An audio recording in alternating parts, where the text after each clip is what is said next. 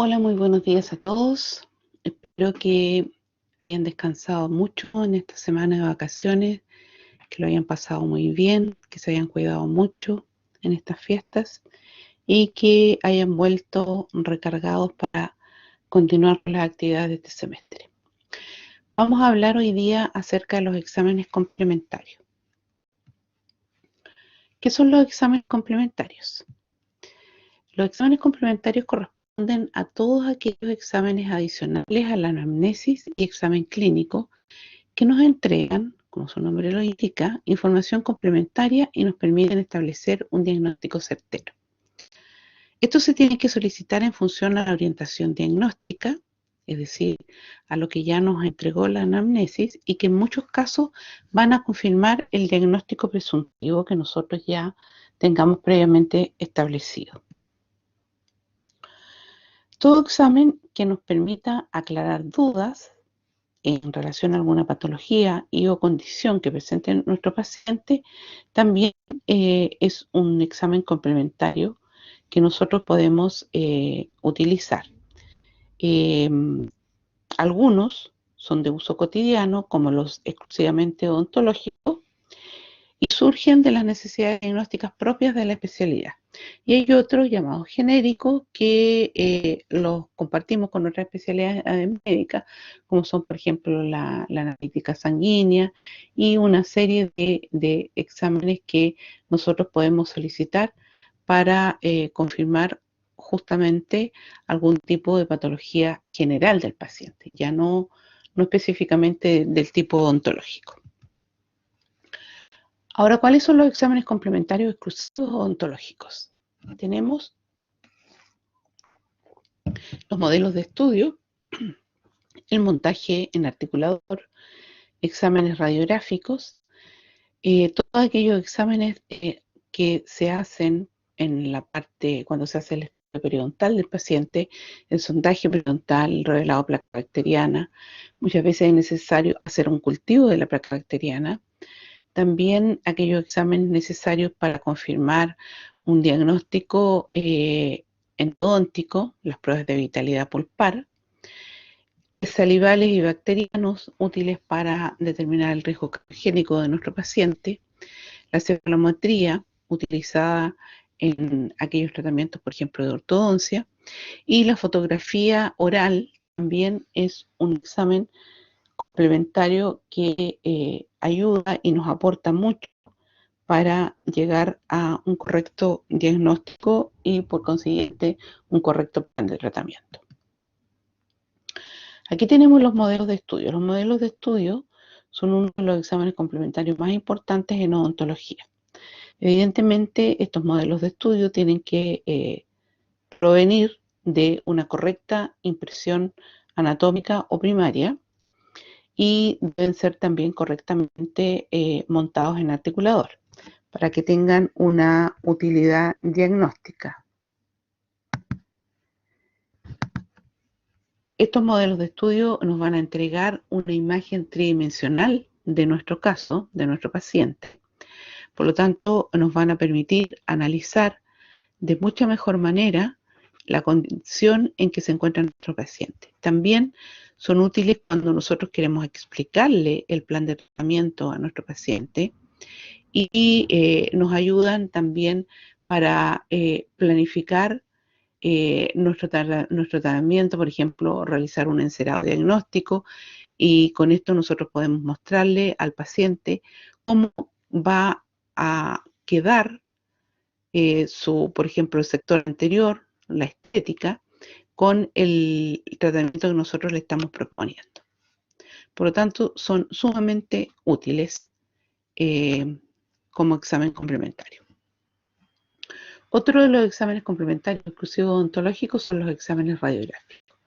Tenemos diferentes tipos de radiografía y ustedes normalmente a sus pacientes les van a pedir un set básico que sería una ortopantomografía o panorámica y radiografías Bywin, que son necesarias y absolutamente imprescindibles para diagnosticar las caries interproximales.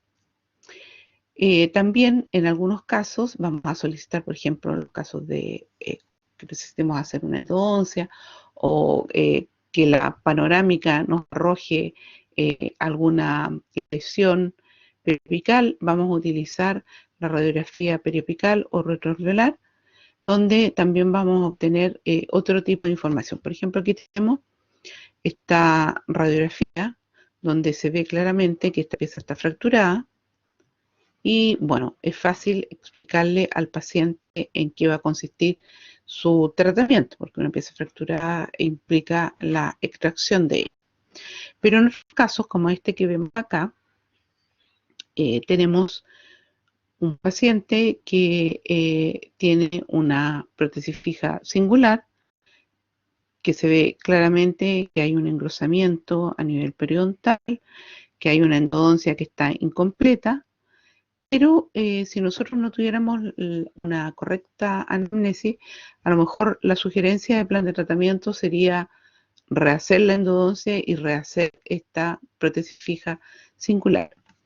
Sin embargo, este paciente, bueno, se los cuento porque es un paciente mío, este paciente llegó con el antecedente de que esta corona se le había desalojado en múltiples oportunidades y que además había tenido episodios de aumento de volumen en la cara y mucho dolor.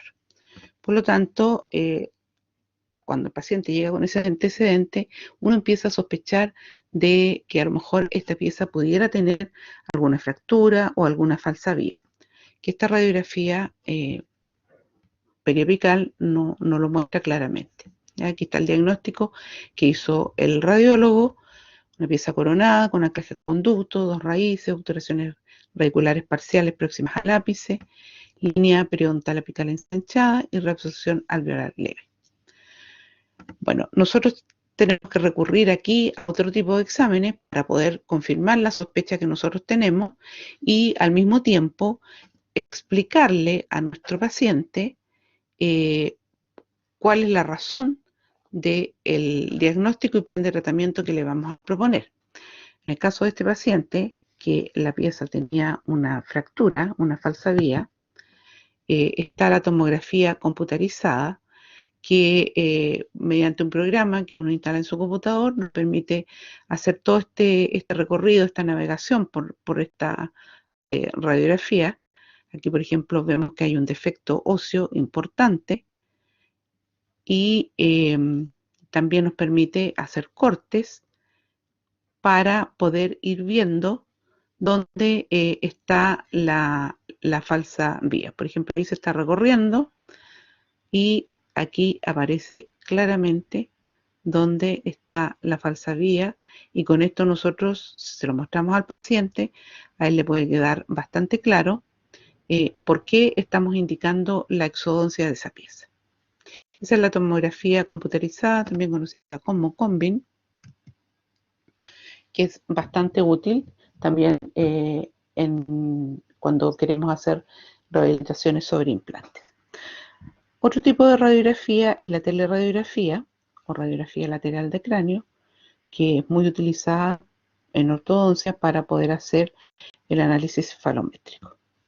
También tenemos la resonancia magnética, que es una tipo de examen radiográfico que nos permite visualizar, por ejemplo, las patologías a nivel de disco, ¿ya? De disco articular, porque nos permite ver claramente la posición del disco tanto a boca abierta como a boca cerrada y poder diagnosticar si hay algún problema a nivel articular.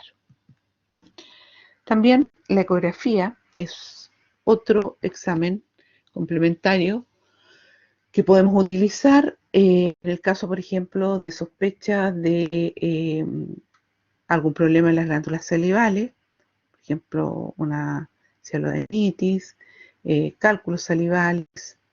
También nos sirve para patología de la ATM y todos los tejidos blandos. Ahora, ¿qué otros exámenes, aparte de los ya mencionados, son útiles en odontología? tenemos exámenes que nos van a dar cuenta del estado de salud general de nuestro paciente. Entonces es importante solicitar aquellos exámenes que nos permitan tomar las medidas que prevengan alguna descompensación del paciente antes, durante y después de la atención odontológica. Especial atención hay que poner en aquellos pacientes que son hipertensos o que son diabéticos o que tenemos sospecha debido a la anamnesis que pudieran tener una hipertensión o una diabetes no diagnosticada.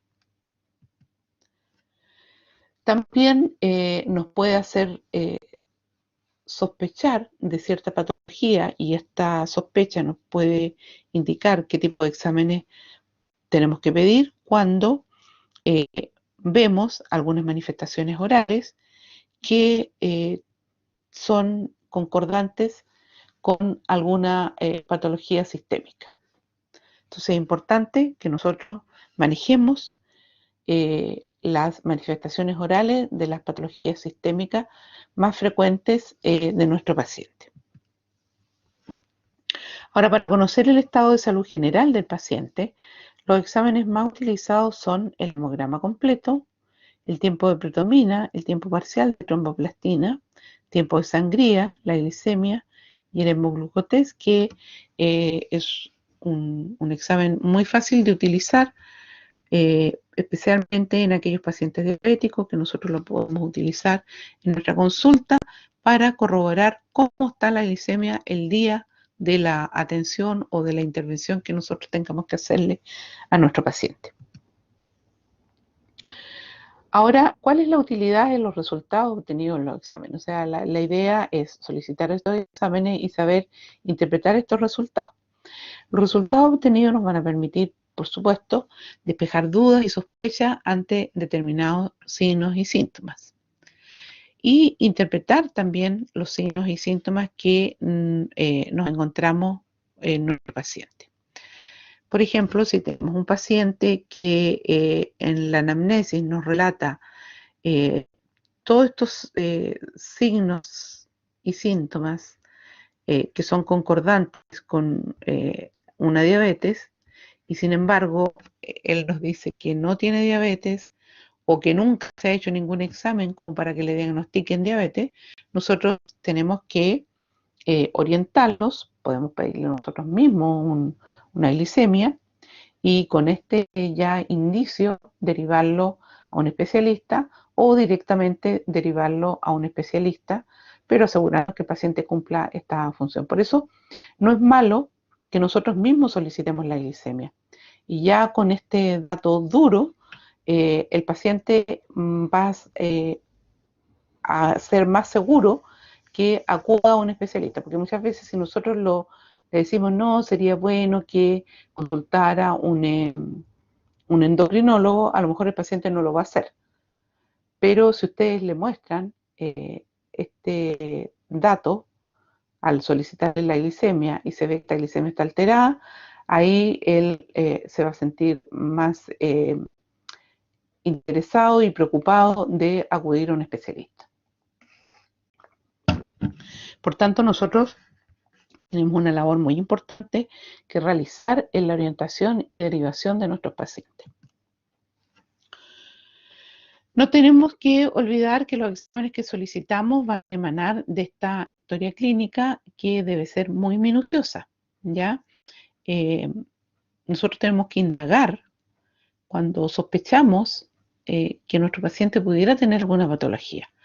Por ejemplo, si tenemos pacientes que aparentemente están sanos y ellos relatan estar sanos, pero dentro de sus antecedentes familiares, por ejemplo, tenemos padre y madre diabética, y tenemos un paciente que tiene sobrepeso o tiene obesidad, nosotros tenemos la obligación de orientarlos con respecto a esta patología, porque lo más probable es que él, si no tiene diabetes, está en un riesgo de tenerla.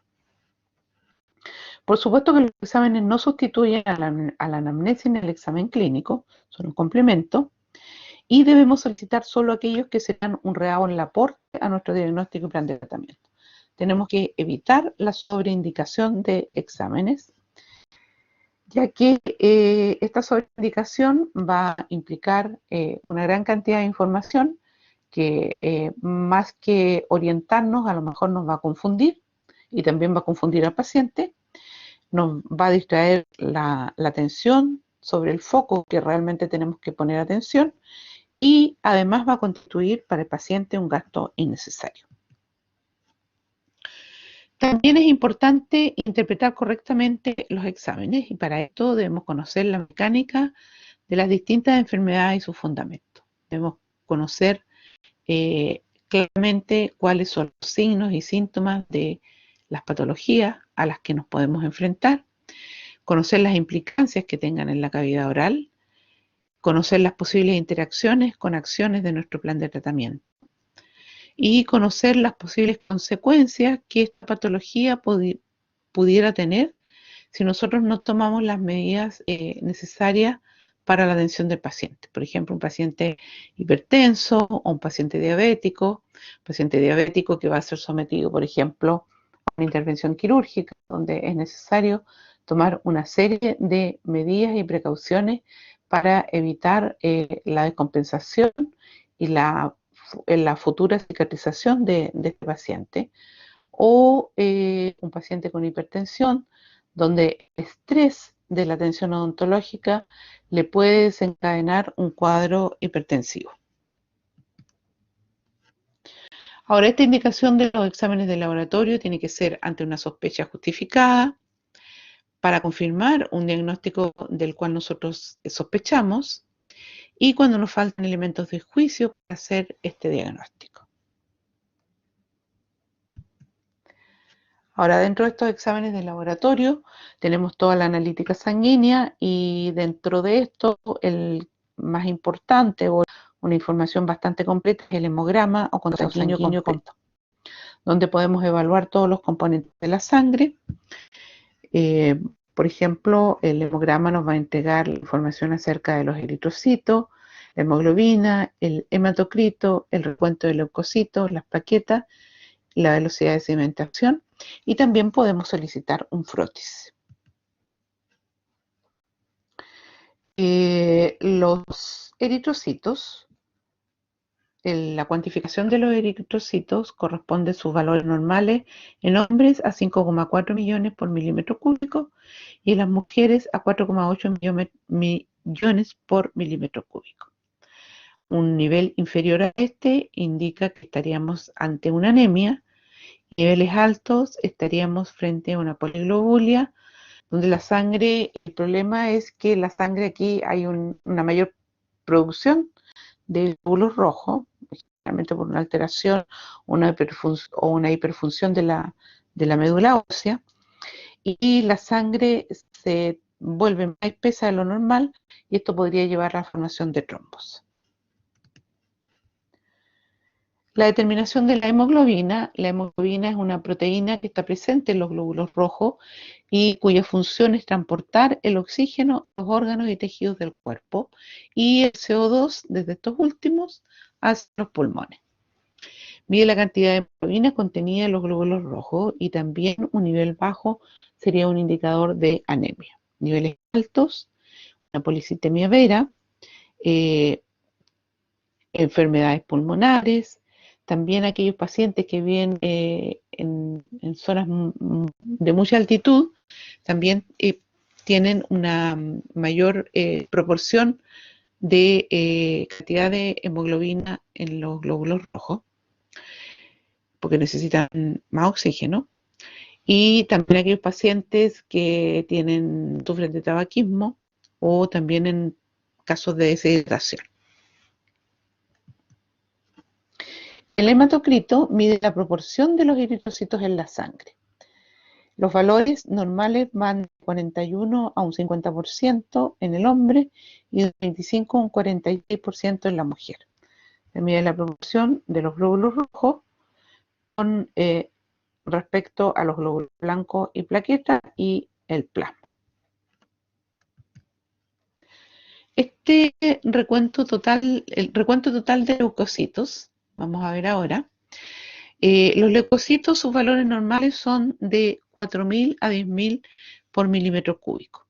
Los leucocitos aumentan los procesos infecciosos, es un indicador de que hay una infección en el organismo. También hay un leve aumento frente a temperaturas altas. Las embarazadas también tienen un aumento de los leucocitos después de la comida y después del ejercicio físico. También hay una leve leucocitosis y disminuye levemente en la vejez. Podemos tener una baja de los leucocitos, o sea, una leucopenia por uso de drogas, y en caso de infecciones agudas siempre se va a presentar leucocitosis. Bueno, como ya dijimos, en todos los procesos infecciosos existe un aumento de los leucocitos. ¿Ya? Entonces, por ejemplo, si nosotros estamos frente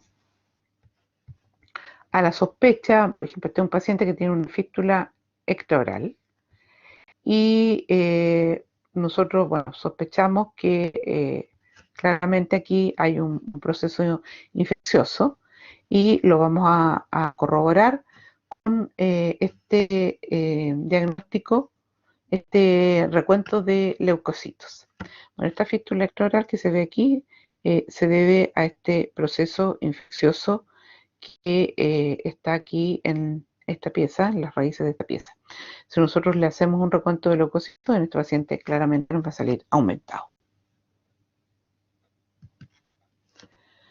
Ahora, el recuento diferencial de leucocitos también nos va a orientar sobre qué tipo de problema o qué tipo de infección podríamos tener. Ayuda a diferenciar algunas enfermedades. Este recuento diferencial nos va a identificar los basófilos, los eosinófilos, mielocitos, segmentados, linfocitos, monocitos, neutrófilos. Y aquí tenemos que, por ejemplo, cuando nos encontramos frente a una neutrofilia, podría ser producto de una infección purulenta bucal. La eosinofilia está más relacionada con enfermedades alérgicas, la linfocitosis con enfermedades de tipo viral y la monocitosis en aquellos pacientes que tienen enfermedades crónicas. Ahora vamos a hablar sobre el recuento plaquetario. Las plaquetas juegan un rol muy importante en la coagulación sanguínea, ¿cierto? Agrupándose para tapar la lesión en el vaso dañado y detener el sangrado. Al disminuir el número normal de plaquetas, se va a producir hemorragia, y este número normal de plaquetas o trombocitos va de los 150.000 a 400.000 por milímetro cúbico. Niveles bajos, es decir, inferior a 100.000 por milímetro cúbico, se considera trombocitopenia. Ahora, un nivel alto de plaquetas podría originar trombos. Ahora, ¿qué es lo que determinamos o para qué es útil el frotis? El frotis va a determinar la forma, tamaño y contenido de hemoglobina en los eritrocitos. Según su contenido de hemoglobina, los glóbulos rojos se clasifican en normocrómicos e hipocrómicos. Los cambios de forma se denominan poiquilocitosis y las variaciones de tamaño se llaman anisocitosis. Dentro de cada una existe una gran variedad de cambios de forma y de cambios de tamaño. Otro de los exámenes útiles es la velocidad de sedimentación. Velocidad de sedimentación glomerular, también se conoce como BSG o VHS. Este parámetro mide la velocidad a la que sedimentan los glóbulos rojos en un tiempo determinado. El método utilizado es este, Western Grid, y los valores son de 3 a 10 milímetros por hora en el hombre y la mujer de 4 a 15 milímetros por hora. Los niveles altos se presentan en enfermedades graves como neumonía, pielonefritis, pacientes que sufren de metástasis y también en el postoperatorio inmediato. hay un aumento de esta velocidad de sedimentación. Y niveles bajos rara vez está disminuida, sin embargo es un dato útil en el seguimiento, ya que ayuda al pronóstico de la enfermedad, evaluando tratamientos prolongados y evolución de enfermedades largas.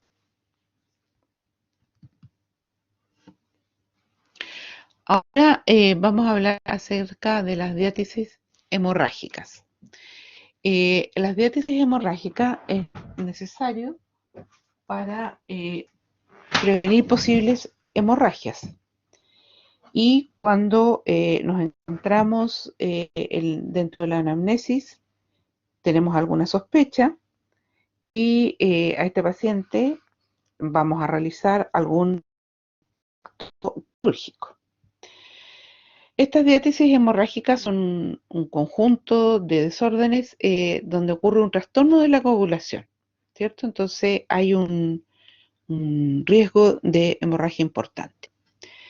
Estas hemorragias se pueden deber por defectos en la coagulación o por fallas en la integridad de los vasos sanguíneos. Aquí en la cascada de la coagulación. Ahora, ¿qué exámenes son útiles para determinar estos defectos en la coagulación? Bueno, ya vimos el recuento de plaquetas, también el tiempo de coagulación y retracción del coágulo, el tiempo parcial de protrombina y el tiempo parcial de tromboplastina. El tiempo de coagulación, que se utiliza el método de Lee-White, va de 10 a 13 segundos. Un aumento del tiempo indica defecto en alguna etapa de la coagulación. También es útil para observar la acción de fármacos anticoagulantes, como por ejemplo la aspirina o antiagregantes.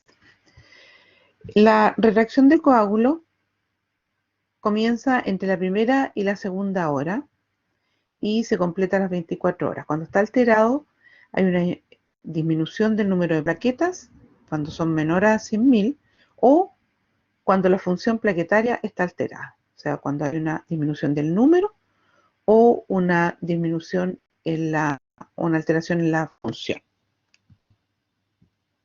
El tiempo parcial de tromboplastina también es un examen muy útil. Todos estos exámenes son prácticamente indispensables en aquellos pacientes que van a ser sometidos a algún tipo de intervención quirúrgica odontológica, bueno, también evidentemente en médica, pero en el caso nuestro, que vayamos a realizar alguna extracción y nosotros tenemos sospecha de que nuestro paciente pudiera tener algún tipo de alteración, es importante pedir toda esta batería de exámenes. El tiempo parcial de tromboplastina, el TTP, se utiliza este método que se llama Kaolin y este varía de 25 a 45 segundos. Evalúa la vía intrínseca y común de la coagulación y determina defectos en la primera etapa de la coagulación, tanto de las plaquetas como de los factores. Después, el tiempo de protrombina, o TP, se utiliza este método de Quick. Son 12 segundos, lo normal, y detecta falla en la segunda y tercera etapa de la coagulación. Se utiliza en el diagnóstico y pronóstico de enfermedades hepáticas.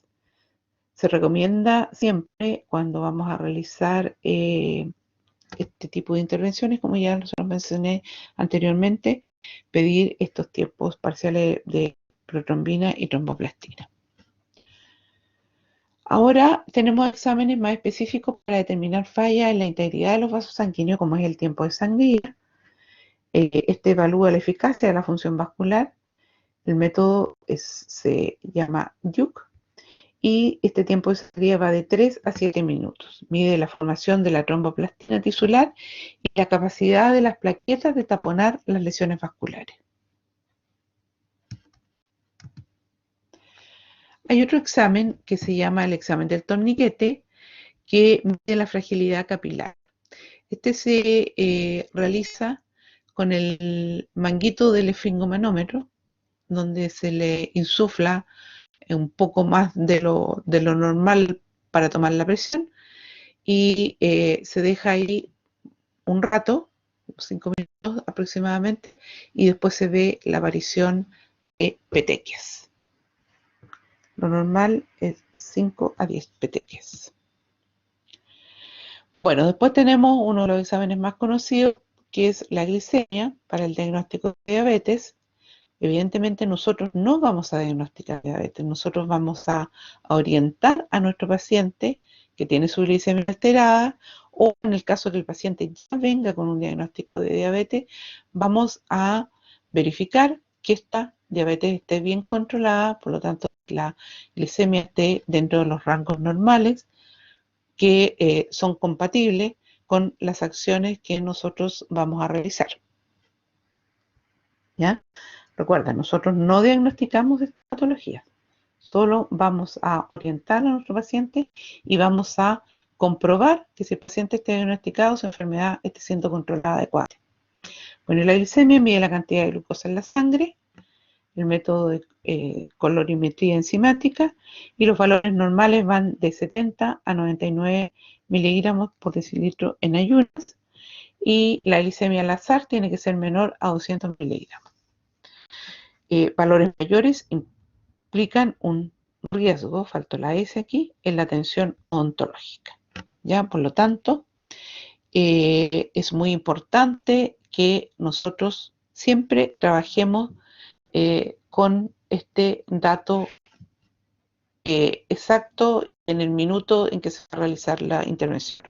No nos sirve que el paciente nos diga que él está controlado. Nosotros necesitamos un examen que el paciente esté controlado, y un examen actualizado en el minuto que vamos a realizar nuestro procedimiento, sobre todo cuando son procedimientos quirúrgicos. Bueno, estos son otros exámenes que la verdad nosotros no los vamos a pedir habitualmente, más bien es probable que el paciente nos llegue con esta información y nosotros tenemos que saber interpretarla, que es el diagnóstico del colesterol. El colesterol total debe ser menor a 200 miligramos por ml. El colesterol HDL debe ser mayor a 40 miligramos, el llamado colesterol bueno, y el llamado colesterol malo debe ser menor a 100 miligramos por ml. Los triglicéridos también es otro valor importante, menor a 200 miligramos por ml. Si nosotros tenemos esta información, lo que podemos hacer es orientar a nuestro paciente con respecto a la dieta. Este sí es un examen que nosotros podemos solicitar perfectamente, sobre todo porque el VIH tiene manifestaciones orales. Entonces, podría llegarnos un paciente con algún tipo de manifestación oral, como por ejemplo sangrado excesivo de las encías sin tener aparentemente grandes problemas de higiene, ¿ya? Sin tener una enfermedad periodontal evidente, lesiones en la mucosa oral, candidiasis en la mucosa oral, todo en un paciente que aparentemente no tendría por qué tenerla. Entonces, esto nos puede hacer sospechar que estamos frente a un paciente con VIH y podemos pedir, de hecho, nos ha tocado en más de alguna oportunidad pedir este tipo de exámenes en algunos pacientes. Bueno, también tenemos los exámenes bacteriológicos que son útiles en el diagnóstico y control de infecciones microbianas. Tenemos el cultivo bacteriológico, el test de sensibilidad a los antibióticos y el frotis. El cultivo bacteriológico nos permite aislar e identificar el microorganismo causal. Se solicita, por ejemplo, en el caso de heridas infectadas, lesiones traumáticas contaminadas, en el drenaje de abscesos, y absolutamente indispensable en el caso de la osteomielitis. El test de sensibilidad a los antibióticos, sobre todo ahora, lamentablemente, debido a la automedicación, hay una gran resistencia a los antibióticos. Por lo tanto, este test de sensibilidad nos va a permitir aplicar una antiterapia más adecuada, nos va a informar la sensibilidad del microorganismo involucrado a los distintos antibióticos, lo podemos solicitar junto con el cultivo y es útil, muy útil en infecciones que no han respondido al tratamiento, indispensable en el caso de la osteomielitis. Los estudios serológicos, los test serológicos permiten conocer la respuesta inmunitaria contra un agente infeccioso. Se pueden utilizar con fines diagnósticos o epidemiológicos. Nosotros también es poco probable que pidamos un examen de este tipo, pero también tenemos que saber interpretarlo. Y estos detectan inmunoglobulinas como la inmunoglobulina M, inmunoglobulina G, y su presencia indica que hay una protección frente a este microorganismo. También tenemos las pruebas hepáticas, que son pruebas de sangre para averiguar el estado general del hígado y el sistema biliar. Estas pruebas hepáticas van a evaluar la albúmina, la fosfatasa van a medir la albúmina, la fosfatasa alcalina, el tiempo de protrombina, que ya lo hemos visto, e INR, que es un examen que se solicita junto con el tiempo de protrombina, que se llama así porque es la sigla de Índice Internacional Normalizado. Es un tipo de cálculo que se basa en los resultados de las pruebas del tiempo de protrombina.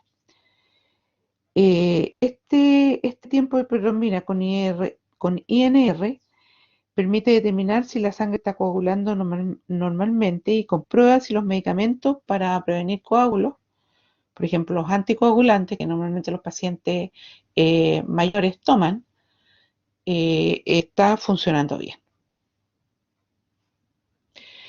La bilirrubina, pruebas hepáticas más específicas, serían las pruebas de serología viral o las pruebas autoinmunes que cuando son positivas pueden determinar la causa específica de una enfermedad hepática.